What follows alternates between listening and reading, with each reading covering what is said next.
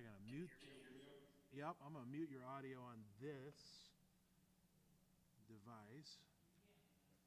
Oh, I can't. Oh, because then it'll turn it off on the speakers too. Is that what you're saying? Correct. Oh, okay.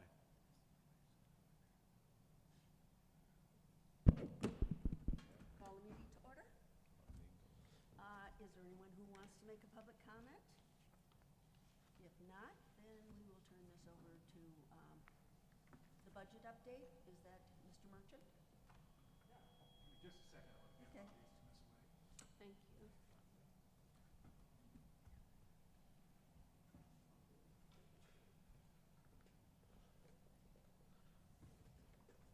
Okay. Good evening, I guess we should say at this point, 5 o'clock. So today we're going to talk first about, as you said, the budget update. Some good news coming to us as far as the per pupil funding that we'll be receiving, among other things, in the state budget. And our lobbyist, Rusty Merchant, will take it away. Coming to us live from Lansing. That's right. Great, and I apologize for not being able to be there in person. Can everybody hear me okay? Yes. Fine. Yep. We'll take that as a yes. Good. Good evening, everybody. Just a couple of quick things I wanted to bring to your attention. Both the House and the Senate adopted individual school aid budgets this last week with much fanfare and lots of amendments on the floor on both sides in terms of trying to shape those budgets. Let me give you just a couple of the highlights for each if I can. On the Senate side, you're looking at you're looking at a 6% increase in the per pupil funding. You're looking at $160 million in reimbursements for free meals. So they want to continue providing free meals to all students. There's an at-risk expansion in the Senate that would guarantee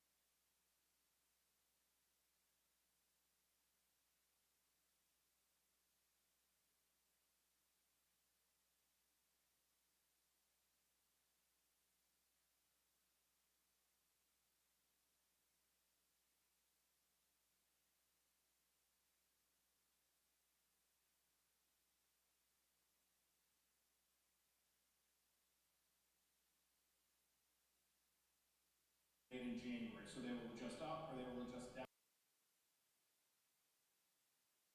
where they think the revenues will be. From there, the House and Senate and the administration will work to begin reconciling the differences between the two bills with what we are hoping and being told would be a final budget between probably mid-June to the 1st of July, which under state law is the target for getting that budget done, although there are no penalties. It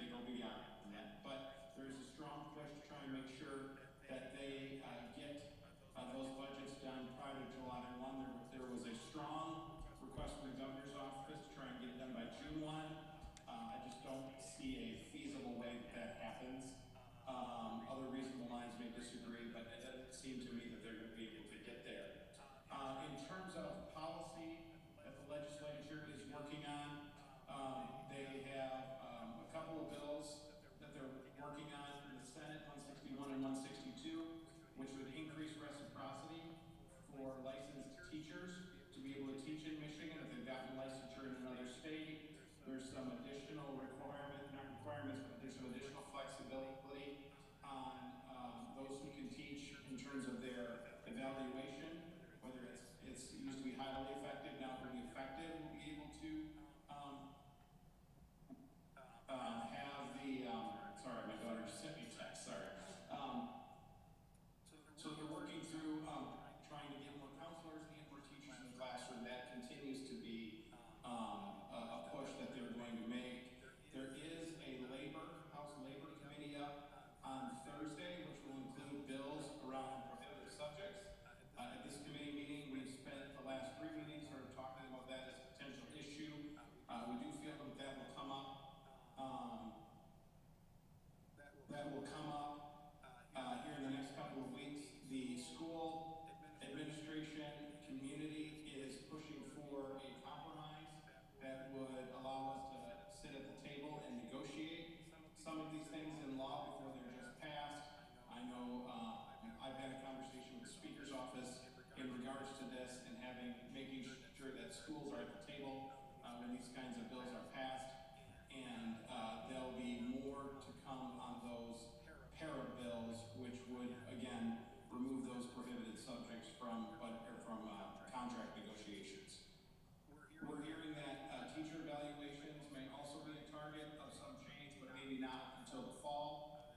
They've obviously gotten rid of the 3rd grade retention piece and the A to F letter grades. So that's just a smattering of what's going on in Lansing. I'm happy to take any questions. Rusty, I have one. So are we to the point where we need to solidify our stance on the para discussions that are going on, or are we still good with the just have us at the table stance? I would say that there are lots of conversations going on from the larger school association groups. I would not yet weigh into the fray specifically with a position at this point, and sort of see where those negotiations go, and we can lean in where we need to. I have a question about if there's being conversations. I feel weird talking to you and you like are in the cloud, but I'll repeat her question. are there conversations around how our unions support teachers with specialties being paid special with like extra funds or bonuses for teachers that we are like in high need of, specifically Spanish teachers, science teachers. I just know we can all agree that it's unacceptable not to have science and math teachers and teachers that are bilingual when we have bilingual schools. To my understanding, our union is one of the reasons why we can't bonus teachers for teaching these special areas. Is there conversations around how we, I don't know. Ms. Wade, could you say that again? The unions don't want what? Our union is I believe it's the union contract that we can't pay higher salaries That's to right. You're right. teachers like science teachers or, Right. or Spanish speaking teachers. I would never support something like that because I was an English teacher, Well, you know? yeah. And I think all teachers deserve the same. Yeah, go ahead. well, it's not what I, you know, Yeah, about no, what no, I think. yeah, It's yeah. just, I'm just asking the But question. either way, though, I don't know if, and excuse me for cutting in, but obviously from, like you said, that's probably a conversation more with our GREA than it is Right. necessarily for. Right, but I'm for talking West about, End, for like, sure, though. Statewide, like, is this a conversation being had? Because we're talking about getting more teachers in the classrooms. Is that a way, is that something that's being talked about? Is that what, Gotcha. that's my Yeah. question. Gotcha. Yeah, and I don't think our lawmakers would really be able to help us with that. That would be something we've got to do kind of from our district level. She's asking about the need to possibly consider incentive pay or a higher level pay for teachers, the type of staff that are in high demand, you know, science teachers, special ed teachers, and that sort of thing. If there was any conversation about that in Lansing. There was part of there were a number of pots of money in the last budget that was for teacher retention recruitment. Leon, I can go back and just sort of highlight those over so that you can send them to the board members so they can see what is currently available in budgets to spend. But you're right, much of it is being done at the local level. But I can give the board members a sense for the pots of money that are out there if that would be helpful. All right, Thank you. thank you. Other questions?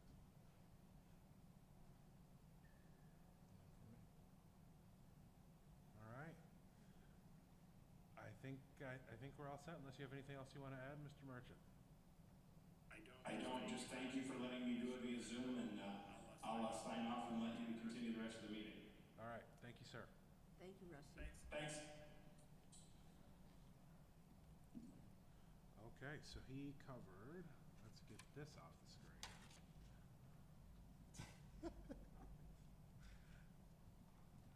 I'm camera shy.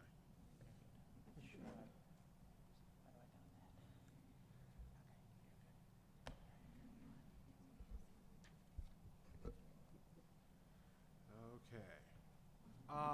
Now we want to invite our friends from Ed Trust to talk about some, come on up guys, to talk about some of the funding models that we're seeing emerge across the country. And they're just trying to make sure that we at the district level are aware of these types of possibilities for the future. And when we start talking about really the types of things that Ari was mentioning, the need to make sure we're being funded based on what our needs really are. So students that have special needs, please have a seat, you guys.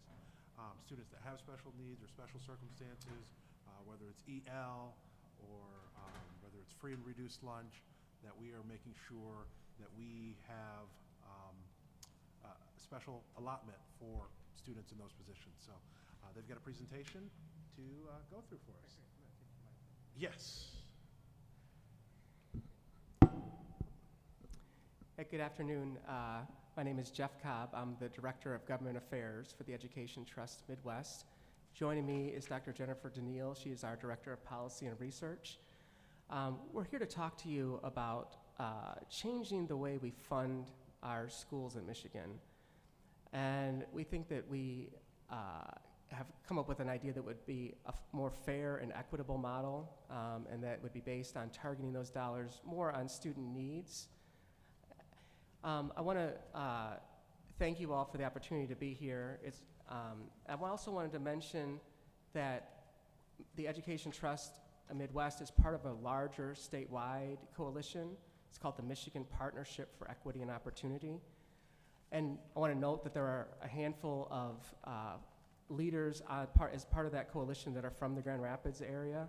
In fact, we're joined by Erica Van Dyke, who is from the Grand Rapids Community Foundation. She's here in attendance, although she chickened out. She doesn't want to be up here with us. You know. I also want to highlight that Mike Gendernoa, who some of you may know, is one of our co-chairs of the coalition. And what brought us together was the idea that you have a lot of students who are struggling, who are being left behind, and it's typically a lot of the underserved students. So it's students of color, students from low-income background, English learners, students with disabilities. And so how do we address that and come up with something that we think can make a difference in these kids' lives? I'm going to turn over to Jen, and she's going to kind of walk you through more of the presentation.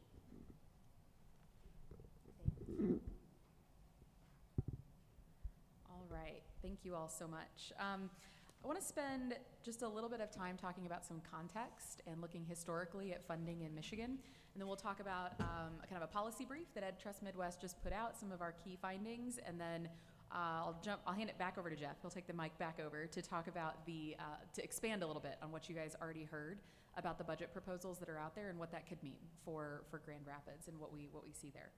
So I'm now on slide 3, if you're following along in your packets at home.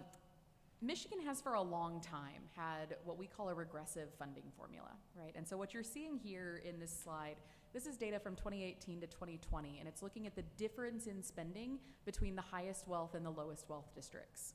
So in some of our highest poverty districts in Michigan, on average, you receive about 6% less per child than the wealthiest districts in the state. And so that puts Michigan as one of only 15 states, right, that are spending less money in their lowest income districts than in the wealthiest districts. That puts us 36th out of 46 states that were included in the analysis, and this was done by our national office. Interestingly, though, if you look at our foundation allowance, right now it's $9,150, and of 34 states that use a similar system, right, and use a base amount, we're in the top 6 in the country. And so this is what we think of as adequacy for funding, right? The minimum amount of money that students get for being public school students. So when we think about in terms of adequacy, Michigan's doing pretty well, top 10 in the country. But in terms of equity, really targeting dollars to the students who have additional needs, we're not doing a great job. And for this chart, we're in the bottom 11, and we're gonna look at some other categories here in just a second. So we also know that this isn't just a funding issue, right? We know that there are academic gaps and opportunity gaps between different groups of students. Those can be based on demographics, where you live in the state, and in many cases, the color of your skin. And so if we're really, truly going to address those opportunity gaps, we need to address the structural issues in the budget that continually perpetuate these inequities. Just as a little bit, and so often we hear, that schools are underfunded. And while that is frequently true, it is simultaneously true that there are groups of students and communities whose needs are unmet, even as schools are generally underfunded. So just as a brief reminder, for students from low-income backgrounds, they're funded through the budget in something we call at-risk, which we just heard a little bit about. Right now, the at-risk weight is 11.5%, which means a child who qualifies as at-risk gets the whole foundation allowance plus an 11.5% weight. For English learners, they also receive the whole foundation allowance. And then it's not technically a weight, it's actually a dollar amount in legislation, but if you calculate weights from the allotments in there, they range from about 1% to 11%. So for students who have the lowest English proficiency, that comes out to just about $1,000 a year that the state provides to help those children learn English throughout the entire academic year. So we believe if we're really, truly going to close these opportunity gaps, that it's gonna take some transformative weights. We are really going to have to change the structure in Michigan to address these kind of long-standing gaps. So that brings us to the policy brief that we just put out that we'd be happy to send to you all. I think it's out on the website, but I'm not totally sure, so we're happy to send it.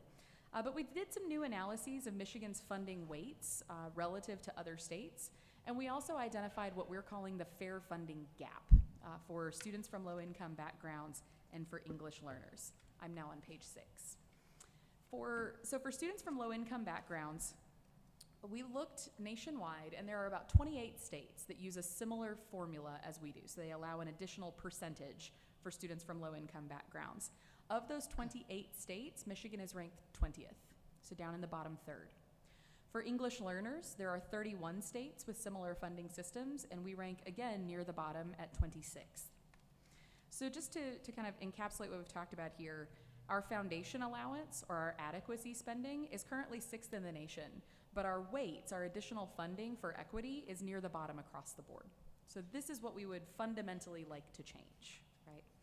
And so we analyzed both of these groups and came up with what we're calling the fair funding gap, which is the difference between what we're spending right now and what we need to be spending to truly achieve equity for these students. And we estimate it to be about $5.1 billion annually. It's a big gap. For students from low-income backgrounds, we think that to achieve truly fair funding, the state would need to be spending about $4.6 billion more per year. And for English language learners, that number is about $474 million annually. So what does that look like, right? Where does that money go? So on the next page, this is a graph of an opportunity index. It's the language that we're coining here. And the key to the opportunity index is that it is addressing concentrations of poverty. Right? We know the experience of being a student from a low-income background and learning is different in a high-wealth community, right? If you're in a Birmingham, than it is if you are in a community with higher concentrations of poverty, a Detroit, a Flint, a rural community in the UP. Those learning experiences are fundamentally different. And so what an opportunity index does is it allocates more money per child in districts with higher concentrations of poverty, all the way up to if you're in districts with the highest concentrations of poverty, between 80 and 100%, which means that like 100% of the students in your district qualify as at risk, you would receive double the foundation allowance for those children. So we're talking a pretty extreme change. It'd be very different from the 11.5% we're talking about now. And at the bottom of that index, we're recommending the weights start at 40%, which is more than triple what we're currently doing. So an important thing with this model is that everyone is getting more. We're saying that all districts need more, but we need to account for concentrations of poverty, right? And so what would that look like in Grand Rapids? Well, we went ahead and modeled it for you. I apologize, there is not a page number on this slide. It got added a little late in the presentation, but we estimate that in Grand Rapids, using this year's foundation allowance, right, so this is not accounting for any increases that are in the proposed budgets, Grand Rapids Public Schools would receive about 68% more funding. You would receive almost an additional $7,000 per student. So you can imagine, so just, think for a moment, what would that mean? What would that mean for your principals, for your schools, for your children? How much more would you be able to do than what you're doing now? So on the next page, on to page 10, this is just a way for us to kind of summarize everything we've talked about so far, right? So when we look, for example, at students from low-income backgrounds, there's quite a bit of research out there looking at how much more would it cost to educate a child from a low-income background. And the national research says we're talking really about 100 to 200% more than students who do not come from low-income backgrounds. Contrast that to Michigan's current weight of 11.5%. But then the question is, are there any other states doing this? Is anyone doing a good job? We modeled our opportunity index off of Massachusetts. They have for a very long time been one of the top performing states in the country. But what they noticed was that over time, they still had these persistent opportunity gaps, right? There were still differences in performance depending on who students were. And so in 2019, they passed the Student Opportunities Act, or the Student Opportunity Act, and part of that act was to create this funding formula, accounting for concentrations of poverty, to say that we want to be able to close the difference. Maryland is also included in here. Maryland uses a flat weight, which is similar to what Michigan does, right? It's one weight that doesn't account for concentrations of poverty. But I include it here because it is so much higher than what we're doing. Our weight is 11.5%, theirs is 73%. And they're phasing that in over a period of a few years, which is an important point about the Massachusetts model as well. They passed this transformative formula, but they did not fund it in 1 year, right? They're funding it over a period of, I want to say at this point, it's about 7 years, out with a little extra time in there due to the pandemic. And then we've talked a little bit about the opportunity index that we're recommending, ranging from 40% to 100% at the top. For English learners, the research tells us that these students often need between 100 and 150% more to thrive because they're learning a language in addition to learning content, and that does tend to require additional supports, which is really an order of magnitude more than we're doing right now for these students in Michigan. There are some states that are doing a great job. Georgia, currently using 160% weights for their English learners. Maryland, phasing in weights of 85%. Massachusetts I include in here because we talked about them in the previous category. They use a similar system that we use right now. The weights vary depending on language proficiency, but they're quite a bit lower, right? They're around 30%, which is lower than these other leading states, but still, triple at the high end what we're doing. So still lessons that we can learn there. The Michigan Partnership for Equity and Opportunity is recommending that we shoot for weights of at least 80% to 100% more for these students. So saying those with the lowest English proficiency, proficiency would be receiving double the foundation allowance, right? So just to kind of sum up our theory of action here before we jump into the budgets, we know, right, from decades of research, from experience, that money matters in education. We know that increased investments are related to improved outcomes for students. And we also know that that is particularly true for children who have long been underserved, children from low-income backgrounds, English learners, students with disabilities. And so that is the lens that we're taking to these budget proposals. And with that, I'm going to hand it back over to Jeff, who's going to talk us through some of the details.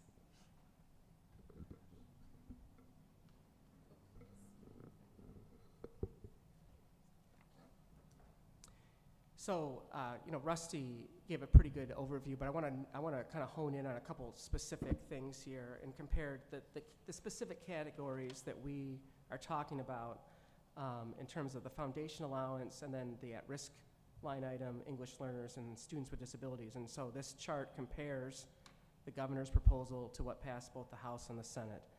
And so you'll see that the governor's proposal has a pretty hefty increase for the foundation allowance. It maintains the 11.5% weight for at-risk funding. It maintains the current level of funding for English learners. And then they did also increase money for students with disabilities.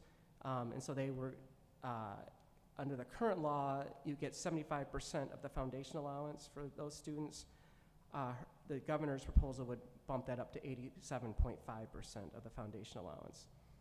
If you move to the Senate, you'll see that's $9,700 foundation allowance, the largest foundation allowance. They also introduced this new concept that we call an opportunity index. And so it breaks it up into 5 bands based on poverty. So the wealthiest districts would still receive 11.5%, all the way up to the poorest districts would receive 15.3%. If you look at English learners, they doubled the amount that go into English learners in the Senate budget. And so they have an effective weight of between 2 and 20%, essentially, for that. And then they fund students with disabilities at 100% of the foundation allowance in the Senate budget. In the House budget, they have the smallest of the foundation allowance at $95.16. They set a long-term goal of a 35% weight for at-risk funding, but then they only funded it at 14.6%. So it'd be prorated at 14.6. And this would be every student, no matter what district, they would get that amount. They also, and if you look at, they actually put more raw dollars into the at-risk line item than the Senate did. So an extra $100 million. In terms of English learners, they have a very small increase in funding, but they also set some long-term goals of at least 50% and 75% for English learners. And so they have a smaller increase of about $6 million more this year. And then like the Senate, they also provide 100% of the foundation allowance for students with disabilities. And I want to go to the last page. So we wanted to identify what these changes would mean specifically for Grand Rapids Public Schools, and so how you might fare if these were passed into law. And so if you look at the foundation allowance, you would get an additional $7 million plus. For the at-risk, you would get an additional $4.2 million. The data's challenging to come up with for English learners, but it would, assuming all things were equal, it would be, since it's doubling the funding, we would assume you would get double the funding than what you got in the current year if you had the same number of students and the same proficiencies. And then you would get a $1.4 billion or $1 million increase in the, for students with disabilities. The House would get a much smaller increase in the foundation allowance of $4.7 million. You would get $2.6 million in at-risk funding.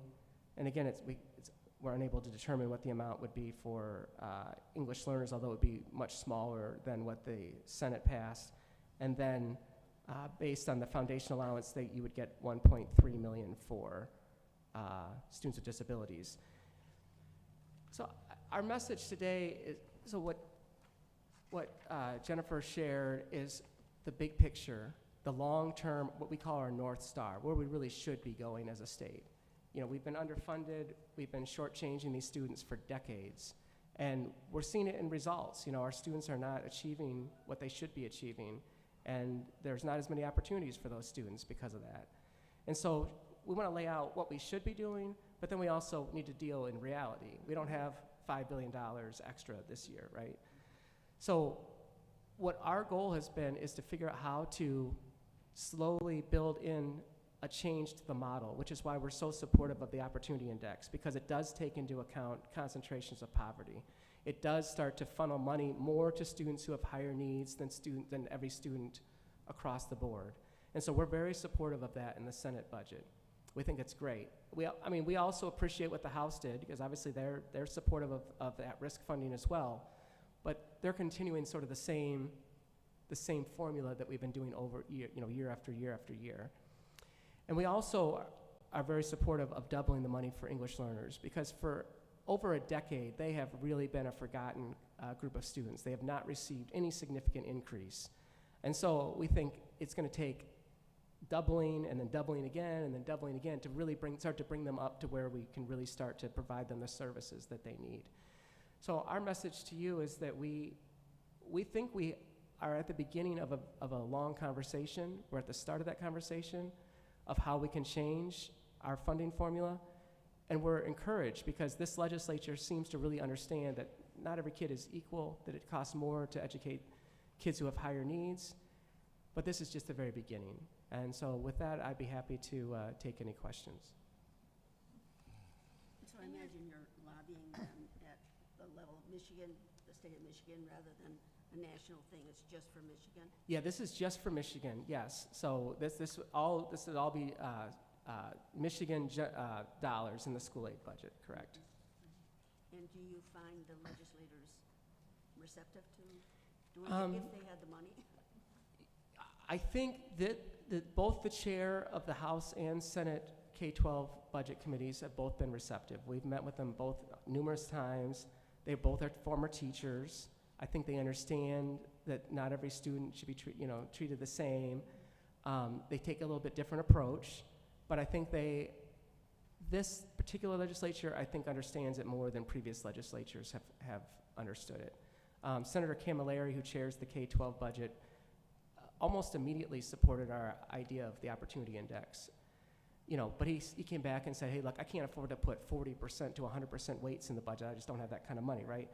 But the fact that he's willing to put that in and start that conversation. And then next year we can come back and we can raise that bottom 11.5, maybe we raise it to 12, and maybe we raise the top from 15 to 18, or whatever we have money available, start putting funds into that and slowly building our way out to a more equitable budget. What can we do to be supportive of you? Well, I would say there are a couple things that I think would be really helpful. I think one would be, contacting your local legislators. You have a lot of influence with those folks, and your legislators are in leadership positions in the House and Senate and carry a lot of political sway. So I think, you could reach out to them and say, hey, this is what it would mean for our school district if we were to pass the Senate budget or the House budget. I also think maybe taking a formal action by the school board supporting the Opportunity Index, at least the concept of it, maybe not necessarily this specific one, but understanding that maybe we really do need to change our funding formula and start to take into account this concentration of poverty and what it would mean to districts like Grand Rapids and other urban districts. And if you were interested in doing like a resolution like that, I'm sure we could help prepare something like that for you. Well, if you would, I'm sorry. No, you can go ahead. If you could just send us one of those, we'll run it by Dr. Roby. Sure, I'd be happy. We can draft something and get it to you this week. Okay, Yep. good. Thank you, first of all, for your presentation. Obviously, this sounds amazing, right? But $5 billion just out of nowhere, right, is a difficult thing to do. So I guess what I'm hearing is not changing our revenue sources, but just kind of slowly reallocating funds from other sources within the budget to slowly build it up to that $5.1 billion that we do need for. Yeah, I think honestly, if we were to get to where we want to go at the weights that we think would actually make impact, Right. the state will need additional revenue to come into Okay. this. So But what we does that also look think, like? though, but we don't want to just pass new revenue and keep the same funding formula that's gotten us into this point where we're already at. So we think we're going to build the model, and then when the dollars come, then we can kind of fill in the model with the additional revenue. I know there's been efforts among people in Lansing and some other folks to kind of talk about, what type of revenue, we should pursue. We have not really been involved in those discussions, but we do understand that new revenue in the long term is going to be needed. But in the short term, we can start to prioritize students by their needs rather than just doing the one-size-fits-all approach that we've been doing currently. I was with, wait, Erica, were you at the, yeah, okay. We were at the state legislature talking about, getting rid of corporate tax cuts, right? So that would be one big area where we could raise some revenue. But obviously, right, we do need more sources of revenue if this is going to happen. Obviously, too, as costs increase with inflation, and so that 5.1 billion is going to keep growing as well. But no, I'm excited for this. This sounds great. I'm all on board. So Great. yeah, I appreciate it. Glad to hear it. We can use more advocates, so Yeah. that's great.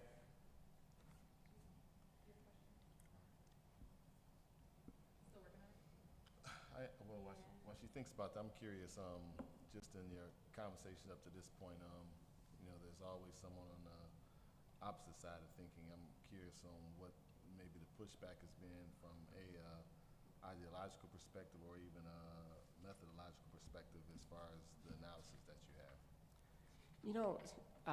We actually anticipated that there would be some pushback, because we're, dramatically changing the way we do things. We have not really received a lot of that pushback this year, at least not, directly to us, I do think, though, that there are people and there are school districts that have benefited from the status quo for the last 20 years.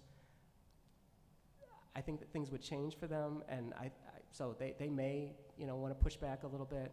But I think we're at a point now where most people realize what we're doing isn't really working. And I think if they took an honest look in the mirror, they would say, well, we're spending more in raw dollars and we're getting less and less results.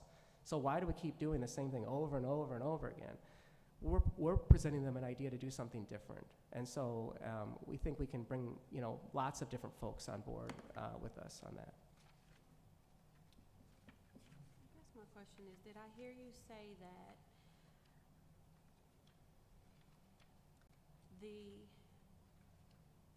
what did you call it, opportunity index? So all students will get an increase. However, the increase between the students of low income or our English learners English learner students will increase also, right? Yeah. Or it would, be a larger increase. Yeah, so for the Opportunity Index, specifically that framing is just for the at-risk category, right? So those are students who qualify for free and reduced price lunch, students in foster care, unhoused students. There's about 14 things that qualify students at risk. So those are the ones that the Opportunity Index applies to. The amount of the increase depends kind of on the district and where you live. So if you are a student who qualifies for that at-risk funding, but you're in a district that is very wealthy, then under that Opportunity Index, your district would get like an extra 40% for you. If you're that same student, but you live in a district with a very high concentration of poverty, then you would get more under the index. Your district would get 100% weight for you, so they would get double the foundation allowance. So then that is in one place, right? Then the English learner bump, that's separate. So that's looking at whether you're an English learner. It's looking at your language proficiency. There's a test that we use, and based on your score on that test, it would determine how big the weight is for you, right? And the idea for your English learners is that as they're progressing through the program, that they're scoring higher and higher on that test, right? Because their language proficiency is improving over time. What all three budgets, the governor, the Senate, and the House, have also proposed this year is an increase to the foundation allowance. And that is the amount of money that all students get, regardless of whether they have any additional needs or not. Okay. And then my other question is, the third bullet says that Michigan schools funding ranks in the top 10 for foundation, but in the bottom 11 for equity. Yes. How without this, right? What are we doing? What are we doing to be in the bottom 11 for equity? Is it how we've just, like as a district, or as districts in our state decided to support the at-risk students? Trying to understand why is it like that? So that bottom 11 number, that's looking at state and local spending overall. And that the bottom 11 specifically is looking at the difference in spending between the wealthiest districts and the highest poverty districts. Michigan is one of only 15 states where the highest poverty districts get less money per child on average than the wealthiest districts. So it's not necessarily looking at the nuance of like what you're doing in Grand Rapids to address equity. It's looking at that overall average state picture.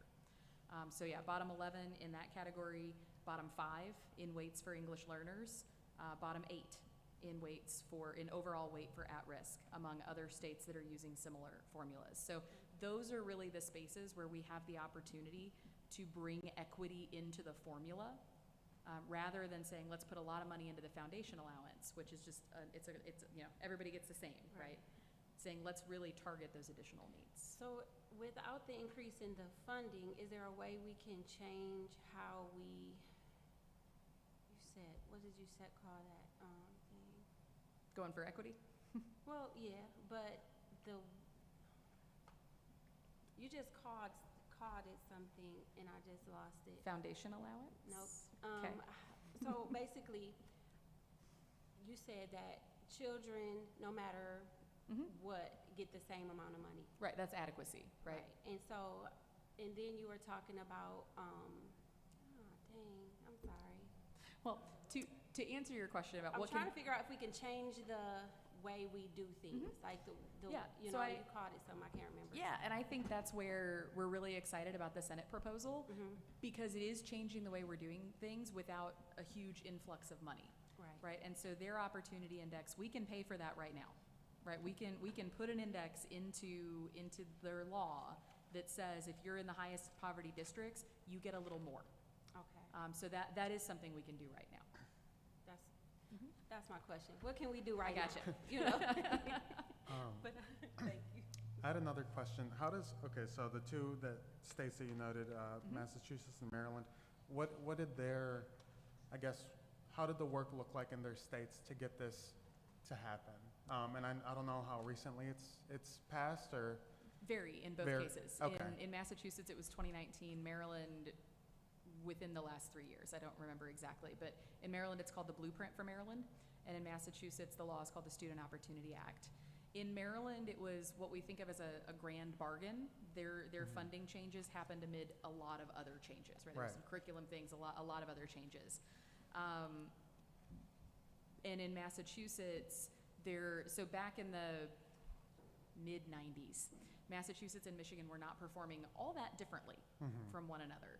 Massachusetts had its own grand bargain at the time, and that's when they started deeply investing in a number of things, right? They redid the way they think about teacher qualifications, the curriculum that they were using for students. They had some charter school regulations, but the big thing they did was change their funding. And so back in the 90s, they started doing kind of like what the House has proposed, right? Like a big bump for if you qualified as a student from a low-income background, you got this big weight. And what they saw, it's the proverbial rising tide, right? Like all the boats lifted, but some of the boats were still underwater. Right. So if you look, for example, at the performance of black children in Boston versus Detroit, the black children in Boston outperformed the black children in Detroit. But if you just focus in on Boston and look at the performance of black students and white students, there's a gap. And so Massachusetts said, okay, over the last 30 years, we've done a great job increasing overall performance, but what can we do now to close those achievement gaps so that all children really, truly have an equitable opportunity here? And that's where they passed the Student Opportunity Act. So when they did that, they did also increase revenue by about $1.5 billion through some tax changes, but they also set an implementation timeline that it was supposed to be 6 years, and then the pandemic hit, so it's going to be a little bit longer. But they also didn't try to do it overnight. Right. Which is where I think we're excited about where the Senate is starting. Right. Right, because it's real action right now, to your point. But it's setting the stage for what could be really transformational change over time.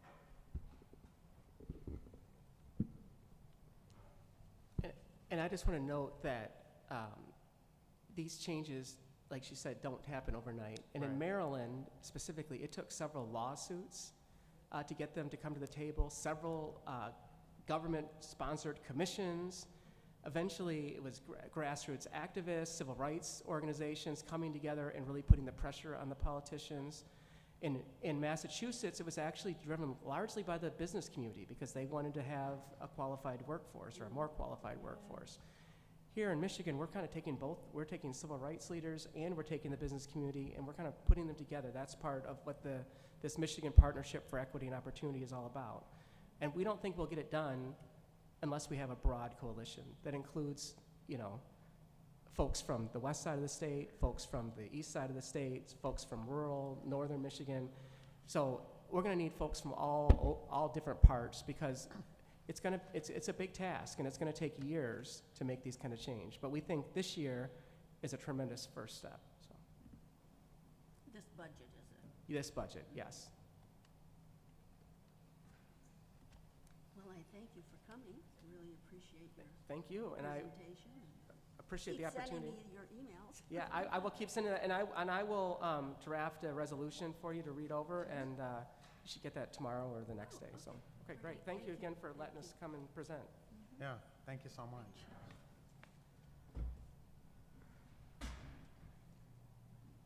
So, is there any other business? No, ma'am.